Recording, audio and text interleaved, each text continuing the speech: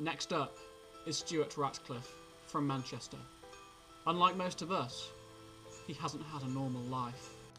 As soon as I saw Stuart for the first time, I knew he was special. I knew that Stuart's life would not be easy, and so it was from an early age. He struggled.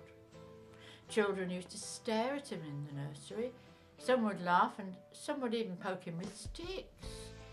I used to tell him that the children were jealous of his uniqueness, and it wasn't long before he realised he was different. Trying to do what he can to lead a normal life, Stuart has grown up in the face of rejection. Even the ducks have rejected Stuart. The reason? Stuart was born with only 2 hands. I've always tried to protect him, keep him safe, but you can't wrap him in cotton wool for his whole life. He had to come to terms with what he was born with and find his feet. And find his feet, he did. He started practicing his talent from a very young age. He would spend hours each week honing his skills, even practicing when he's out and about.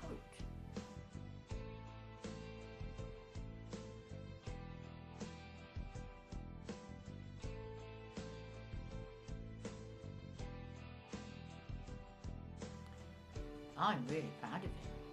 Through all the tough times he's persevered.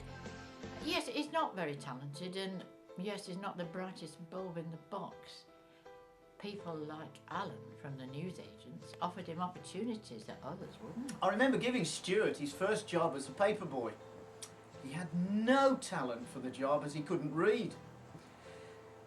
We used to get phone calls from angry customers who didn't receive their papers. In the end, we gave Stuart the job of protecting the papers from the paper monster. He still believes he was the most successful paper monster watcher this newsagent's ever had. I just don't have the heart to tell him the job was fabricated. So after 2 weeks in my first job as a paper boy, I was given a promotion to the storeroom, where it was my job for 3 years to look after the papers and protect them from the paper monster. And I think my record stands. I think I really enjoyed that time. And in those 3 years, only 2 papers ever went missing. Having only 2 hands has hindered Stuart, but I'm really proud of him for what he's doing. Good luck, son. You're going to need it. Stuart has been training long and hard for this event. Practicing, putting his body on the line. He's gone to the limit. And now it's time, Stuart.